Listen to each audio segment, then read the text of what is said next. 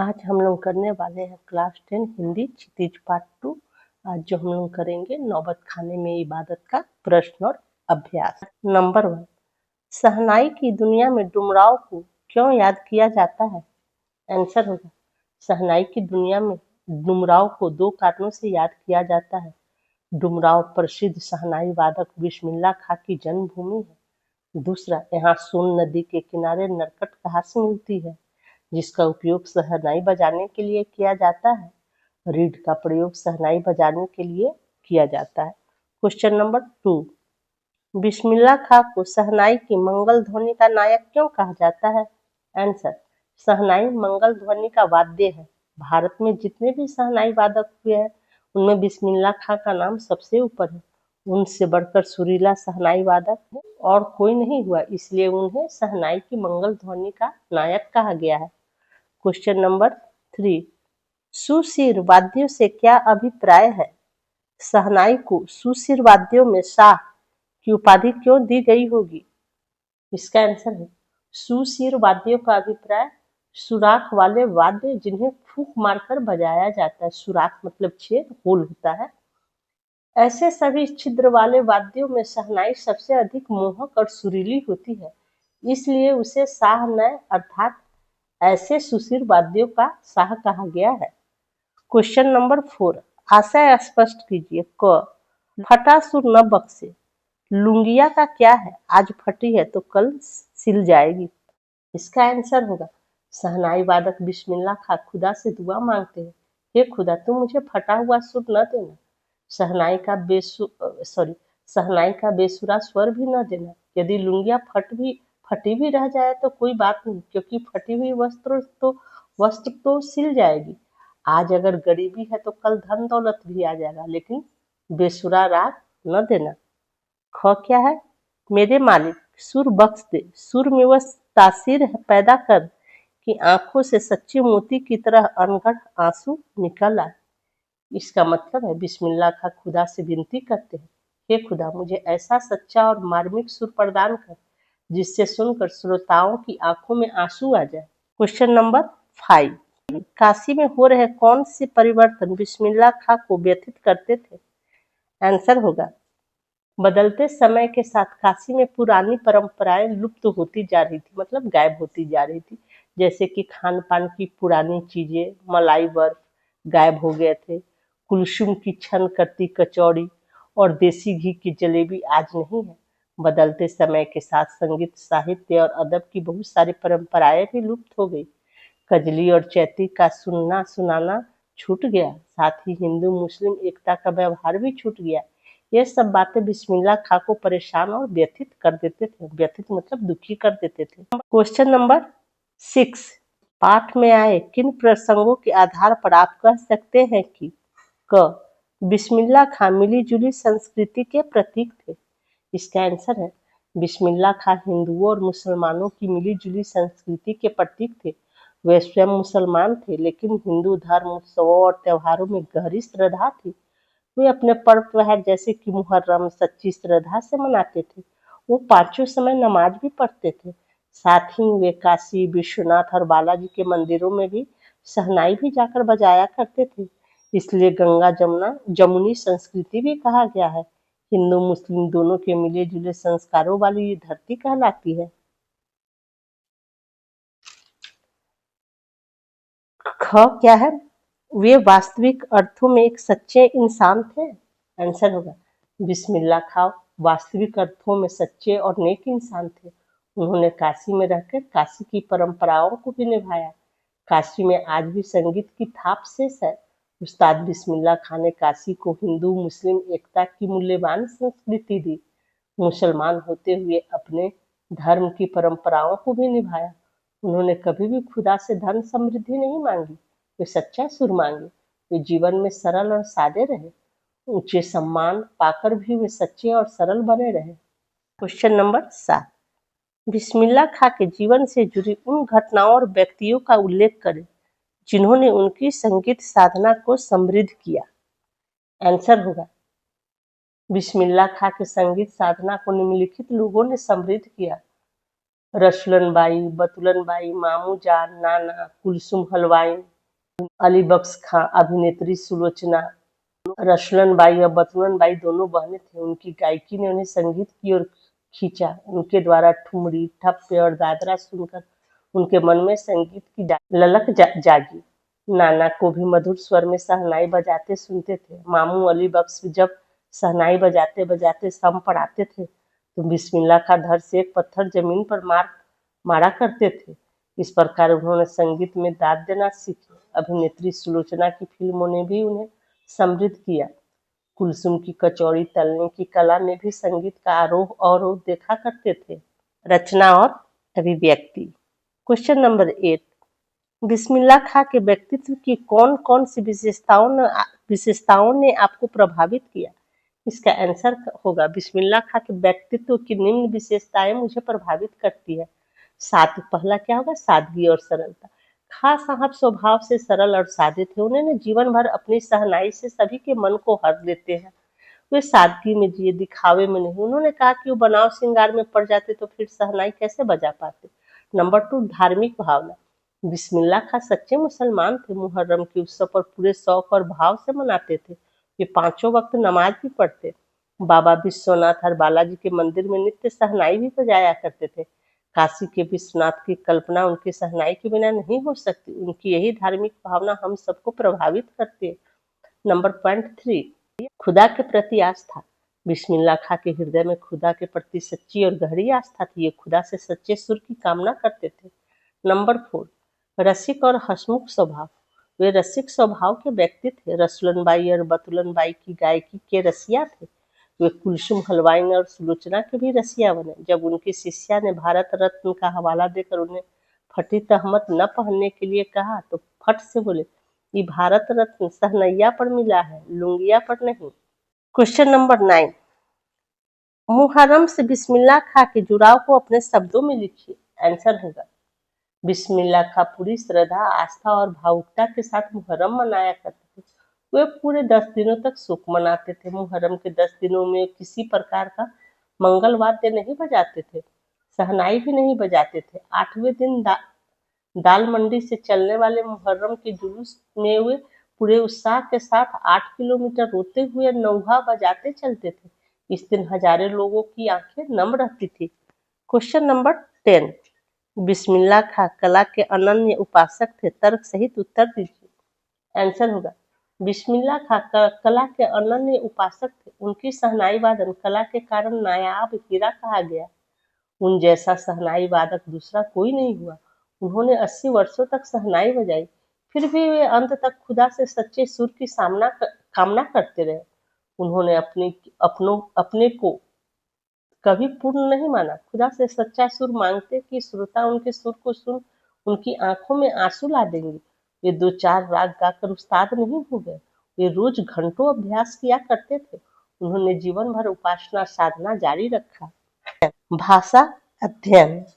Question number 11, निम्नलिखित मिश्र वाक्यों के उपवाक्य छांटकर भेद भी लिखिए। ये व्याकरण से संबंधित है। क्या कहा जा रहा है? नीचे दिया गया जो है वो मिश्र वाक्य है, उससे उपवाक्य छांटकर लिखना है। तो पहले समझना ये जरूरी है कि उपवाक्य कहते किसे हैं, तभी तो आप छांट पाएंगे ना इसमें कौन उपवाक्य है।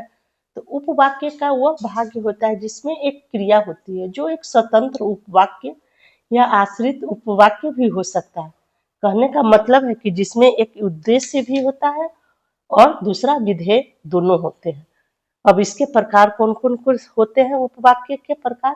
तो उपवाक्य प्रकार में संज्ञा उपवाक्य आते हैं, विशेषण उपवाक्य आते हैं, क्रिया विशेषण उपवाक्य आते हैं और पूरक उपवाक्य आते हैं। अब इसमें क्या कह रहा है, निम्नलिखित मिश्र वाक्यों के उपवाक्य छांटकर भेद भी लिखे। ये जितना सारा दिया गया है ये मिश्र वाक्य है। मिश्र वाक्य कहने का क्या मतलब है कि मिला जुला है। इसमें मतलब आपको संज्ञा उपवाक्य भी हो सकता है, क्रिया विशेषण उपवाक्य भी हो सकता है, विशेषण उपवाक्य भी हो सकता है, पूरक उपवाक्य भी हो सकता है। तो इसमें आपको पढ़ना है और बताना है कि ये उपवाक्य जो है सो कौन सा उपवाक्य है। ठीक है, तो शुरू करते हैं। देखिए क क्या कह रहा है, यह जरूर है कि शहनाई और डुमराव एक दूसरे के लिए उपयोगी है। तो इसमें कहा जा रहा है कि कौन सा ये उपवाक्य है। तो ये पहला जो है, यह जरूर है। ये क्या हो गया, प्रधान उपवाक्य हो गया। और क्या कहा जा रहा है, सहनाई और डुमराव, तो ये सहनाई और डुमराव जो है सो संज्ञा उपवाक्य हो गया। ख क्या है, रीढ़ अंदर से पोली होती है, जिसके सहारे सहनाई को फूंका जाता है। तो इसमें क्या कहा जा रहा है, रीढ़ अंदर से पोली है, ये क्या हो गया, प्रधान उपवाक्य हो गया। और इसमें क्या कहा जा रहा है, जिसके सहारे सहनाई फूंका जाता है, ये विशेषण उपवाक्य हो गया। अब ग क्या है, रीढ़ नरकट से बनाई जाती है, जो डुमराव में मुख्यतः सोन नदी के किनारों पर पाई जाती है। तो क्या हो गया इसमें, रीढ़ नरकट से बनाई जाती है, पहला वाला जो हो जाता है सो प्रधान उपवाक्य हो जाता है, ठीक है। और जो सोन नदी के किनारों पर पाई जाती है वो क्या हो गया, विशेषता है ना उसका, रीढ़ का, तो ये क्या हो गया, विशेषण उपवाक्य हो गया।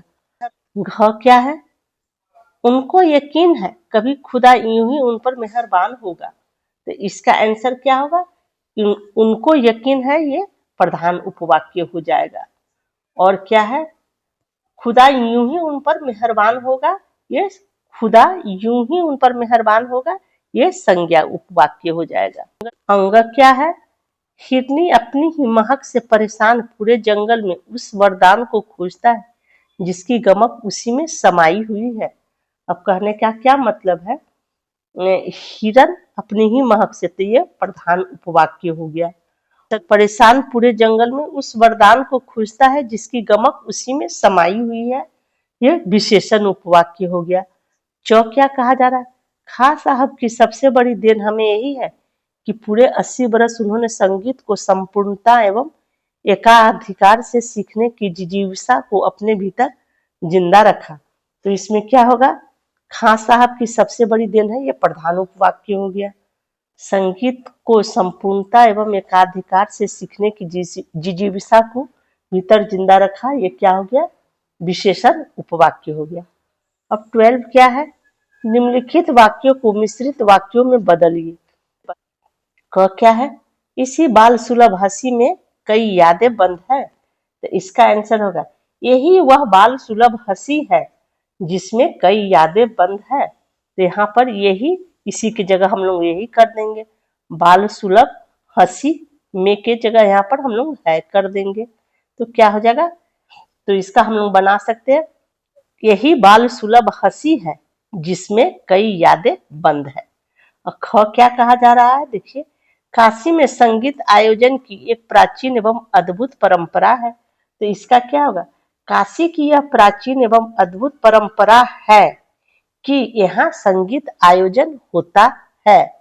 तो यहाँ पर हम लोग काशी में संगीत आयोजन की एक प्राचीन एवं अद्भुत परंपरा है। तो इसमें हम लोग इस सेंटेंस को कैसे बना दिए, काशी की यह प्राचीन एवं अद्भुत परंपरा है कि यहाँ संगीत आयोजन होता है। तो हमें इसे मिश्र वाक्य बना देना है। ग क्या कहता है, धत पगली, ये भारत रत्न हमको सहनैया पे मिला है, लुंगिया पे नहीं। धत पगली, ये भारत रत्न जो हमको मिला है वो सहनैया पे मिला है, लुंगिया पे नहीं। घ, काशी का नायाब हीरा हमेशा से दो कौमों को एक होकर आपस में भाईचारे के साथ रहने की प्रेरणा देता रहा। इसका हम लोग क्या मिश्र वाक्य बनाएंगे, यह काशी का नायाब हीरा है जो हमेशा दो कौमों को एक होकर आपस में भाईचारे के साथ रहने की प्रेरणा देता रहा। अब इसमें क्या कहा जा रहा है, पाठ्येतर सक्रियता क्या है, कल्पना कीजिए कि आपके विद्यालय में किसी प्रसिद्ध संगीतकार के शहनाई वादन का कार्यक्रम आयोजित किया जा रहा है। इस कार्यक्रम की सूचना देते हुए बुलेटिन बोर्ड के लिए नोटिस बनाइए।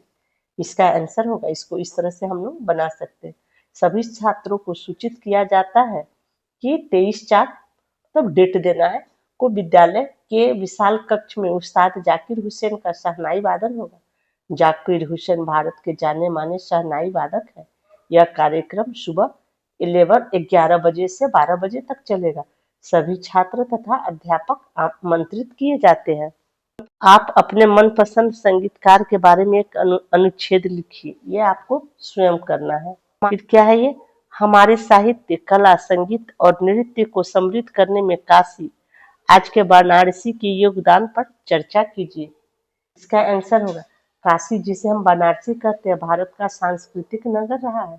यह नगर संगीत साहित्य और कला का प्रसिद्ध केंद्र रहा है।